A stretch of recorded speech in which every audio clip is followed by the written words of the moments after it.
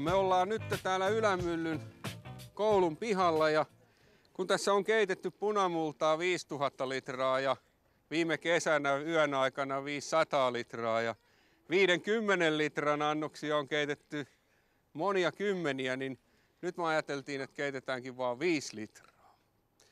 Ja tässä todellakin huomattiin hienosti, että tämähän on punajuuripurkki ja silloinhan se täytyy onnistua punamultakin siinä. Eli laitetaan tätä raudan suolaa siihen nyt seuraavaksi. Tämä rautasulfaatti antaa tälle maalille sitten sen homeenesto-ominaisuuden, että kun se on vähän suolainen se pinta, niin siinä ei viihdy sitten home eikä.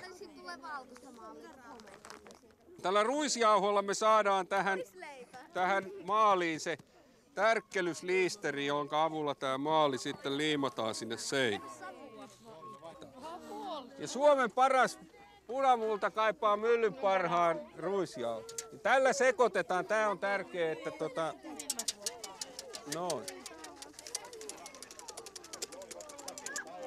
Tämä vernissä on siis pellavaöljyä ja se on keitettyä pellavaöljyä, niin se parantaa nyt ton maalin tarttuvuutta myöskin sit sellaisille pinnoille, joissa saattaa olla jotain nykyaikaista puunsuoja-ainetta esimerkiksi pohjalla. Ja höylätylle pinnalle tämä myös parantaa sitten sen tarttuvuutta.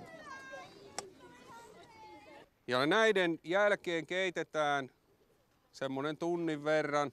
Riippuu vähän siitä, mitä jauhoja meillä on. Kaupan jauhot tulevat nopeammin, se tärkkelysliisteri irtoaa, kun taas myllystä tulevissa jauhoissa niin täytyy keittää vähän pidempään. Ja sitten me voidaan viimeksi sitten se koko keitos värjätä punamullalla. Tähän pieneen 5 litran astiaan sitä menee vain 800 grammaa.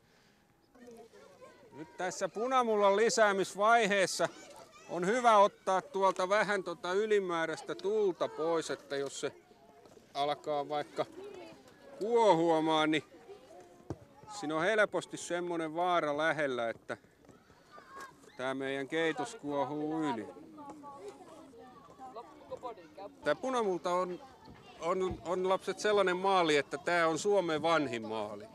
Tämä on jo 1600-luvulla ensimmäisen kerran tullut kaupunkeihin ja sen jälkeen se sitten siirtyi kaupungeista maaseudulle ja maaseudun maalina sitä on paljon pidetty, mutta tämän hienot ominaisuudet on siinä, että tämä on erittäin kaunista. Tämä on hyvin edullista keittää ja tehdä itse ja sitten tämä kun maalataan seinään, niin tämä kestää siellä kauan. Kestää monia kymmeniä vuosia ja sitten voidaan vaan uudestaan maalata siihen vanhan maalin päälle ja se on erittäin hieno ominaisuus, että tämä vielä vaikuttaa eri päivinä hiukan erilaiselta siellä seinässä. Kun tämä kastuu, se tulee tummaksi ja kun sitten aamuaurinko tähän paistaa, se on hiukan erilainen kuin ilta-aurinko. Ja tällä tavalla tämän punamultaseinän elävyys on yksi suomalaisen maiseman parhaita elementtejä. Ja meillähän onkin se vanha sanonta, mummon mökki, punainen tupa ja perunamaa.